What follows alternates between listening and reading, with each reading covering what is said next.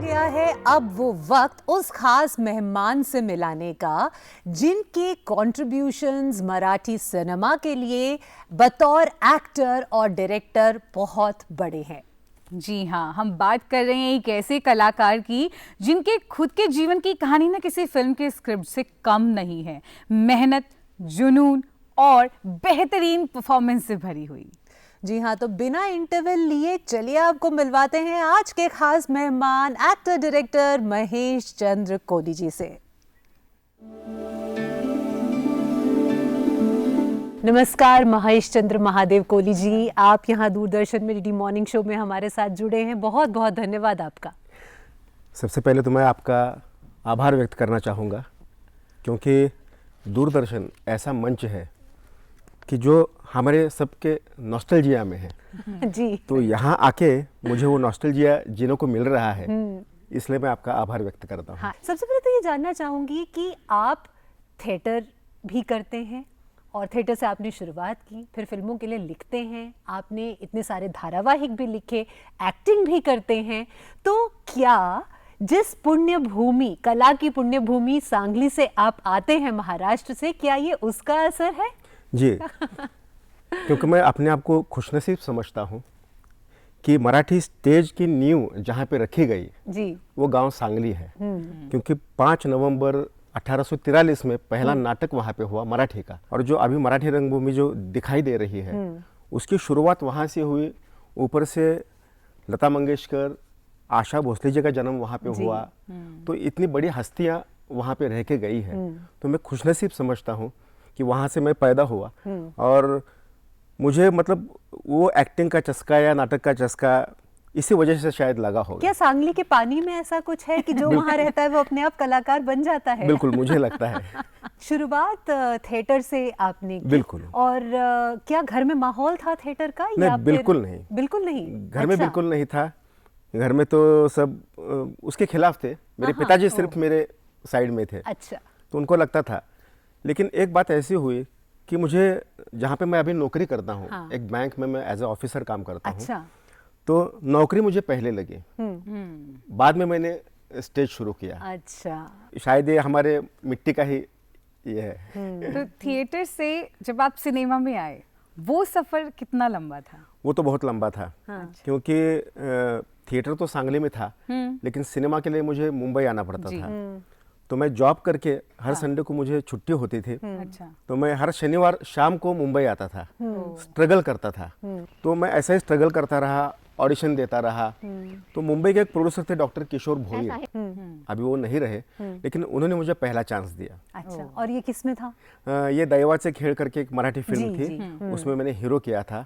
और उस फिल्म में मराठी के सभी टॉप एक्टर्स थे। अख्खी समोर आले असते तुझ्या. जयो, ए जयो, अगं प्रेम हे शरीरानं नाही मनानं करायचं असतं.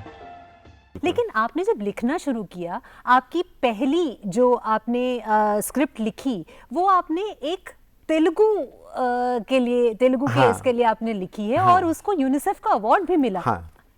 तो ये कैसे हुआ? एक बात ऐसी हुई, क्योंकि मैं एक्टिंग तो कर रहा था, लेकिन मैं मतलब मुझे वो स्टोरीज पसंद नहीं होती थी। मैं सिर्फ काम मिल रहा है, कोई हीरो बना रहा है, इसलिए मैं काम कर रहा था उसमें। तो मेरे दिमाग में वो एक था कि जो अपने को अच्छी लगे स्टोरी वो करनी चाहिए। तो ये यूनिसेफ का और प्रसार भारती का एक कंपटीशन था। तो तेलुगु में था वो। तो तेलुगु भाषा तो मैं नहीं जानता, लेकिन मेरा छोटा भाई है, वो डीओपी है, तो वो तेलुगु थोड़ी बहुत जानता है। अच्छा। तो उसका फ्रेंड सर्कल था।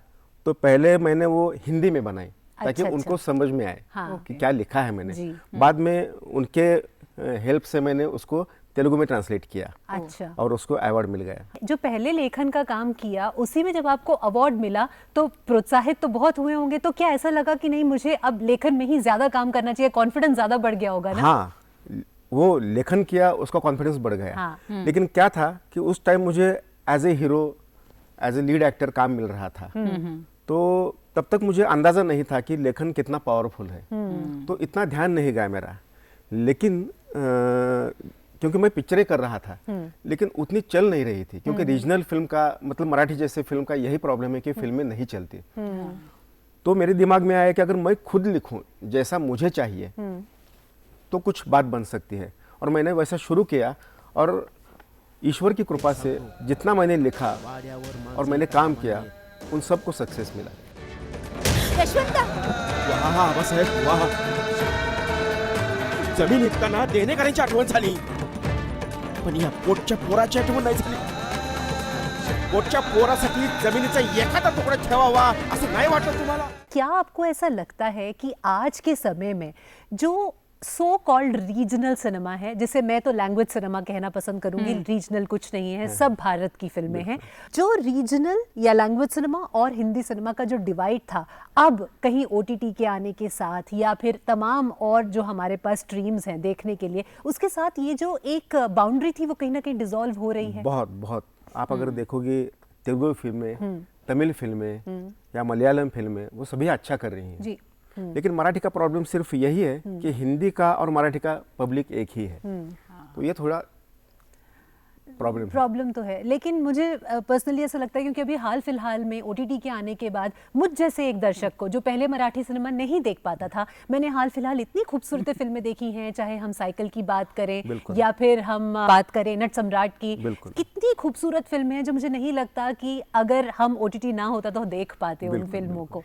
हाँ सही बात है, आजकल वो सबटाइटल्स और बहुत सारी ऐसी चीजें हो गई कि अगर आपको लैंग्वेज नहीं भी समझ आ रही है तो आप देखते हैं, तो ऑडियंस तो बढ़ी है काफी सारी चीजों के बाद, है ना? अच्छा, जैसे आपने जब मराठी फिल्म इंडस्ट्री से बॉलीवुड में भी जब आप आए, ये नहीं बोलूंगी कि स्विच किया, जब आपने डेब्यू किया, तो क्या वो एक्सपीरियंस अलग था या वो सिनेमा में कार्य करने का अनुभव समान ही था? अनुभव तो समान ही था, लेकिन एक्सपीरियंस आप बोलेंगे तो क्या है, एक तो बड़े बजट की फिल्में बनती है, और जब मैं मराठी कर रहा होता हूँ तो मैं उसमें लीड करता हूँ। अगर हिंदी फिल्में करता हूँ तो मैं कहीं छोटा मोटा रोल कर सकता हूँ, क्योंकि मैंने दिवाकर बैनर्जी की शांघाई की, उसके बाद मैंने एक और हिंदी फिल्म की इन द नेम ऑफ ताई करके थी, आसरानी जी के साथ मेरा उसमें रोल था। लेकिन जब फिल्म एडिट हुई तो उसका पता नहीं था, एक दो सीन ही बचे थे, तो ये रहता है। अच्छा, तो जब आप सिनेमा के लिए लिखते हैं और जब आप टेलीविजन के लिए लिखते हैं, तो क्या इन दोनों में कोई अंतर होता है? हाँ, अंतर तो बहुत होता है, क्योंकि अभी देखिए मैं तो फिल्में भी लिखता हूँ, सीरियल के लिए मैंने इतना नहीं लिखा है, लेकिन मैं एड्स लिखता हूँ जो कि मेरी खुद की कंपनी ही बनाती है जी। तो एक तो फर्क है कि देखो, एक सीन जो रहता है सीरियल में एक एपिसोड के लिए, मतलब एक अगर आप एक लाइन चुनोगे तो उस पर 4 एपिसोड बन सकते हैं। फिल्म में वही आपको 2 घंटे में बताना होता है, एड में वही आपको 5 मिनट में बताना होता है, तो ये स्क्रीन प्ले का अलग ही है। दुष्काळ चुलील्यासारखे काय खातास? जाऊ द्या हो, मित्र आहे आपला, आणि आता जावई बापूंचं घर म्हणजे तुमचं घर नाही का? तो आप अभी कमर्शियल्स भी बना रहे हैं, आप एक्ट भी कर रहे हैं हिंदी फिल्मों में, मराठी फिल्मों में लिख भी रहे हैं, लेकिन क्या थिएटर भी कर पा रहे हैं आजकल इन सभी व्यस्तताओं के बीच? मैं एक सच बात बताऊं आपको, मैंने थिएटर को हमेशा फिल्म के एक पहली पायदान समझा है। अच्छा। क्योंकि मुझे फिल्म ही करनी थी। अच्छा। लेकिन और कोई चारा नहीं था, तो एक थिएटर ऐसा माध्यम था जो मैं कर सकता था। तो पहले 7-8 साल मैंने वो किया, और मैं खुशनसीब इसलिए हूँ कि महाराष्ट्र मुझे लगता है एक इकलौता ऐसा स्टेट है जहाँ पे गवर्नमेंट जो हर जिले में नाट्य स्पर्धा आयोजित करती है। अच्छा, और इन चारों में सबसे ज्यादा एंजॉय क्या करते हैं आप? मैं फिल्में और एड्स ज़्यादा एंजॉय करता हूँ। अच्छा, जब आपने मराठी टाइगर्स लिखी तभी आपने सोच लिया था कि इसमें आप भी एक कैरेक्टर करने वाले हैं? ऐसा मैं कह सकता हूँ कि मेरे लिए ही वो फिल्म लिखी गई। ओह अच्छा। क्योंकि मेरे एक दोस्त थे नवीद हंगड़ जिनका नाम है, तो वो मेरे बारे में मतलब सब कुछ जानते थे। तो उनका एक कहना था कि आपको मतलब वो एक्शन वाला रोल नहीं मिल रहा, तो मैं ऐसी फिल्म बनाऊंगा कि जिसमें सभी बड़े स्टार्स होंगे और आप भी होंगे।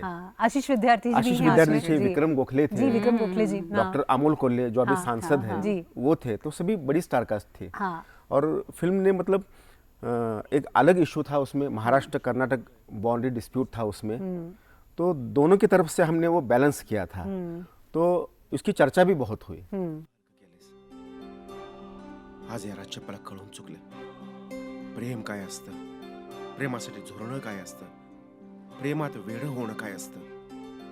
तुझ्या या होकारामुळे आता मी साऱ्या दुनियेला ओरडून सांगेन, I love you, I love you. अच्छा, जब आप लिख रहे हैं किसी फिल्म को मान लीजिए और उसी में आप एक्ट भी कर रहे हैं तो क्या चैलेंज दोगुना हो जाता है? दुगना हो जाता है, क्योंकि क्या है कि फिल्म मतलब सभी कैरेक्टर्स उसमें पावरफुल रहने चाहिए। तो ऐसा मैं नहीं कर सकता कि सिर्फ मेरे साइड से ही लिखूं। तो उस वक्त ज़्यादा टेंशन रहता है। अगर मैं सिर्फ लिख रहा होता हूं तो मैं एकदम फ्री होता हूं कि अच्छी स्टोरी बने, लेकिन अगर मैं खुद काम कर रहा होता हूं तो ये मुझे हमेशा ध्यान में रखना पड़ता है कि फिल्म जरूर है सबसे, ना कि मेरा रोल। ऐसा पक्षपात होता नहीं है वैसे जब हम खुद अपने लिए लिख रहे होते हैं कि थोड़े अच्छे डायलॉग अपने लिए लिख लूं। थोड़ा सा तो नहीं, वैसा मतलब करके चलता नहीं, क्योंकि प्रोड्यूसर कोई और होता है। तो वो कर नहीं सकते। हाँ, आप महाराष्ट्र फिल्म ग्रांड कमेटी के भी मेंबर हाँ। हैं। तो जब आप आपके पास कई फिल्में आती होंगी ग्रांट्स के लिए, तो जब आप किसी एक विषय को चुनते हैं तो कैसे इस बात का ध्यान रखते हैं कि एक अच्छा और सही विषय समाज के सामने जाए और जो अच्छे लोग हैं फिल्म बनाना चाहते हैं उनको ग्रांट्स मिले? मैं अभिमान के साथ कहना चाहूँगा कि जो ये सब्सिडी कमेटी है इस बार जो चुनी गई है वो इतनी अच्छी है क्योंकि बहुत ही एक्सपीरियंस्ड लोग हैं। और हमने एक रिकॉर्ड किया है कि अब तक क्या होता था कि फिल्म आई, सबमिट हुई, सब्सिडी मिलने के लिए 2-2, 3-3 साल लगते थे। अच्छा, ये हमारी पहली ऐसी कमेटी है, पहली, जिसने मई में 341 पिक्चर्स देखी, उसके बाद एक पिक्चर भी बाकी नहीं रही। ये हमारी पहली कमेटी है। हमने हमेशा ये ध्यान दिया है कि समाज में कोई अच्छा मैसेज जाए, और ये नहीं कि बड़े बजट की फिल्म है तो उसको सब्सिडी देना है या छोटे बजट की है तो नहीं देना है, ऐसा नहीं। कैसा सब्जेक्ट है, उसको कैसा पेश किया गया है, इसके ऊपर हमने सब्सिडी दी है। तो आपको क्या लगता है महाराष्ट्र फिल्म इंडस्ट्री जो चैलेंजेस फेस कर रही है उसमें एक चैलेंज के बारे में तो आपने कहा व्यूअरशिप का जो चैलेंज है, लेकिन और भी कोई ऐसे चैलेंजेस हैं जो कि जिनका निदान कमेटी कर पा रही है अपने कार्य में? हाँ, ऐसे बहुत से हैं। देखिए क्या है कि बाकी सभी इंडस्ट्रीज में एक हीरोइज्म है, चाहे आप हिंदी करो देखो या तमिल तेलुगु देखो, महाराष्ट्र में स्टोरी ही हीरो है। स्टोरी ही हीरो है। लेकिन बहुत बार ऐसा होता है कि स्टोरी अच्छी होती है लेकिन मेकिंग अच्छा नहीं कर सकते। तो हमने हमेशा ये ध्यान दिया है कि बजट की तरफ हमने कभी ध्यान नहीं दिया, लेकिन किसी ने अगर स्टोरी अच्छी लिखी है, बनाई अच्छी है, सभी ने उसको प्रोत्साहन दिया है और सबको ग्रांट हमने सैंक्शन किया है और वो पैसे उनको मिले भी। अच्छा, वैसे ये प्रश्न गलत हो सकता है क्योंकि सब यही कहते हैं कि हो जाता है, लेकिन फिर भी जैसे आप जॉब भी कर रहे हैं, फिर आप लिखते भी हैं और उसके साथ साथ एक्टिंग भी, ये सब मैनेज करना मुश्किल नहीं है? 48 घंटे होते हैं आपके दिन में? क्योंकि हमारे में तो 24 ही है। मैं तो इसलिए मेरे मित्रों का, मेरे जो ऑफिस में मेरे CEO है, मेरे कुछ अधिकारी है या फिर मेरे डायरेक्टर बॉडी है, प्यून भी है, उनका मैं आभार व्यक्त करना चाहूँगा क्योंकि वो मुझे सभी सपोर्ट करते हैं। ऊपर से मेरे कुछ दोस्त ऐसे हैं जो कि मेरे खराब जो समय चल रहा था, मतलब मैं नाम लेना चाहूँगा, उनमें से एक है नवीद हंगड़ जी, एक है श्री वल्लभ कुलकर्णी जी और एक है स्वप्निल दिगड़े जी। इन्होंने मुझे बहुत काम दिया। उनकी वजह से मैं मेरा खुद का प्रोडक्शन हाउस बना सका, जो कि बहुत मुश्किल था क्योंकि प्रोडक्शन हाउस या ये कभी मैं बना पाऊंगा, मुझे कभी सपने में भी आया नहीं था कि मेरा प्रोडक्शन हाउस होगा, लेकिन आज वो अच्छा काम कर रहा है। जब आप आगे की फिल्मों के लिए काम करेंगे तो कोई फ्यूचर प्रोजेक्ट्स में कोई ऐसा विषय है जो आपको लगता है कि इस पर तो फिल्म बननी ही चाहिए और एक दिन जरूर फिल्म बनाऊंगा मैं इस पर? मैं ऐसे एक फिल्म कर रहा हूँ। अच्छा। और हम सबको लगता है कि वो एक अलग कुछ हम करेंगे, तो देखते हैं भविष्य में क्या होता है, वो तो अपने हाथ में नहीं। आपने हिस्टोरिकल किरदार भी निभाए हैं एज एन एक्टर, तो जब एक हिस्टोरिकल किरदार निभाते हैं तो क्या उसके पीछे के लिए जो काम होता है, जो होमवर्क होता है एक एक्टर का, वो थोड़ा अलग होता है बाकियों से? और किस तरह आपने उन चैलेंजेस को फेस किया? मैं एक बात आपको बताना चाहूँगा। मैं नितिन देसाई जी की राजा शिव छत्रपति सीरियल, उसके ऑडिशन के लिए मैं गया था और ऑडिशन जो था वो दिलेर खान कैरेक्टर का था जी। तो वास्तव में दिलेर खान जो था वो 6.5 फुट ऊंचा था और उसकी उम्र थी 50+। तो मैं गया, मैं तो 5 फुट 7 इंच का हूँ। ऑडिशन दिया मैंने, तो कास्टिंग डायरेक्टर ने बोला कि परफॉर्मेंस बहुत अच्छा था लेकिन ये हमको चाहिए। तो हम आपको किसी और रोल के लिए बुलाएंगे, तो मैंने वो छोड़ दिया। लेकिन 5-7 दिन बाद उसी कास्टिंग डायरेक्टर का मुझे फ़ोन आया, तो उसने बोला कि आप ये रोल कर रहे हो। तो मैंने बोला कि जो आपके पैरामीटर्स है उसमें मैं नहीं हूँ। तो उसने बोला कि आपने जो उसका स्टडी किया था रोल का और वो परफॉर्मेंस में आया, आप यकीन नहीं करोगे वो रोल इतना मतलब लोगों को पसंद आया, क्योंकि उसका मैंने स्टडी इसलिए ऐसा किया था कि छत्रपति शिवाजी महाराज जी के जो सभी उनकी जो किताबें हैं वो मैंने पढ़ी थी ऑडिशन के जाने से पहले। उस पर मैंने थोड़ा स्टडी किया था कि ये अगर ये कैरेक्टर इतना है, क्योंकि दिलेर खान एक ऐसा कैरेक्टर है जो छत्रपति शिवाजी महाराज, मतलब वो जो पुरंदर का लड़ाई हुई थी वो, तो उसने छत्रपति शिवाजी महाराज जी को डिफीट किया था उसमें। तो वो अगर कैरेक्टर होगा तो कैसा होगा, वो तो सामान्य नहीं होगा, तो उसमें कुछ और होगा, एक एनर्जी और होगी। ये मैंने दिमाग में रखा और उसी तरह से मैंने काम किया। तो ये तो मतलब थोड़ा सोचना पड़ता है ये। तो जब आपके पास इन द प्रोडक्शन हाउस कोई एक कहानी आती है, as a production house what do you look for in your subject, and जो नए एक्टर्स हैं उनको भी आप लेते हैं, कैसे उनका भी क्या प्रोत्साहन उस तरह से हो पा रहा है आपके जरिए? बिल्कुल, क्योंकि क्या है देखिए, मराठी में स्टार से ज़्यादा जिसको महत्व है वो है स्टोरी और एक्टिंग। क्योंकि स्टार तो मराठी में है ही नहीं कोई, अच्छे एक्टर्स है। तो मैंने हमेशा अच्छे एक्टर्स को प्राधान्य दिया है मैंने, कि पहले अच्छी एक्टिंग आनी चाहिए। और स्टोरी के मामले में भी मैं मतलब ऐसा नहीं कि मैं लिखता हूँ तो मैं ही स्टोरी करता हूँ। मैंने बहुत से राइटर के पास से मैंने स्टोरी लिख के ली है। अगर उस टाइम वो मुझे अच्छी लगी तो वो मैंने की है स्टोरी। ऐसे 1-2 स्टोरीज मैंने की है। लेकिन क्या हो गया है कि इतना काम करने के बाद मुझे ही अभी इतना कॉन्फिडेंस है कि मैं अगर ये फिल्म करूँ तो उसमें क्या होना चाहिए, ऐड करूँ तो उसमें क्या होना चाहिए। तो मैं मतलब मेरा सभी वक्त वो लिखने में जाता है। तो मतलब इसीलिए मतलब, लेकिन मैं किसी का अच्छा होता है तो मैं लेता हूँ, ऐसा नहीं। अभी भी मेरे दिमाग में आया कि क्यों ना रिचा और मैं आपका एक छोटा सा रैपिड फायर करें, हमारे लिए भी क्वेश्चंस इम्प्रॉम्प्टू होंगे और आपके लिए भी जवाब इम्प्रॉम्प्टू होंगे। चलेगा? अच्छा चलिए। तो आपके फेवरेट एक्टर कौन है? जो सभी के हैं अमिताभ बच्चन जी है। अच्छा, क्या बात है। नाना पाटेकर जी हैं। संजू कुमार जी भी मुझे बहुत अच्छे लगते हैं। आपका फेवरेट फूड वड़ा पाव छोड़ के? क्योंकि वो मैं ले रही हूँ अपने पाले में रख रही हूँ उसे। फेवरेट फूड आप बोलेंगे तो एक मराठी की, महाराष्ट्र की अच्छी डिश है वरण भात जिसे बोलते हैं। वरण भात, दाल भात। दाल भात है। हाँ, पर वरण थोड़ा अलग तरीके की दाल होती है। हाँ, टेस्ट बिल्कुल अलग होता है, बहुत अच्छा होता है, नो डाउट। फ्री टाइम में आप क्या करना पसंद करते हैं? फ्री टाइम मिलता ही नहीं है। अच्छा, फ्री टाइम मिलता ही नहीं है। या तो मैं सिनेमा देख रहा होता हूँ या लिख रहा होता हूँ या फिर शूटिंग कर रहा हूँ। ठीक है, लास्ट सिनेमा जो आपने देखा? मैंने देखा वो तेलुगु फिल्म थी वो महाराजा। बहुत अच्छी फिल्म, बहुत ही अच्छी फिल्म है जी, बिल्कुल। और उसके बाद आप लिखते हैं तो जरूर आप बहुत पढ़ते भी होंगे, बिल्कुल, है ना? बिल्कुल, दोनों एक साथ ही चलते हैं, अलग अलग चल नहीं सकते। तो आपकी आखिरी किताब जो आपने पढ़ी या वो किताब जो आप अभी पढ़ रहे हैं? एक किताब बहुत अच्छी है, वो मराठी की किताब है, उसका नाम है दिव्य स्पर्शी। एक अलग से विषय पे है, उसमें सभी है, आध्यात्म है, एक्शन है, रोमांस है, ड्रामा है, मतलब सभी कुछ उसमें है। एक अलग सी बुक है। अच्छा, मतलब अगर उसका हिंदी अनुवाद हो जाए तो वो बहुत चल सकती है। तो ऐसी बुक है वो। अच्छा, लेखक का नाम क्या है? लेखक का नाम मैं भूल गया, कोई बात, लेकिन कैरेक्टर जो है वो डॉक्टर राम भोसले करके एक बहुत बड़ी हस्ती थी, जो बहुत एक बड़े मसाजिस्ट थे। तो उनके ऊपर वो स्टोरी है। अरे वाह। अच्छा, फेवरेट वेकेशनल प्लेस? उत्तराखंड।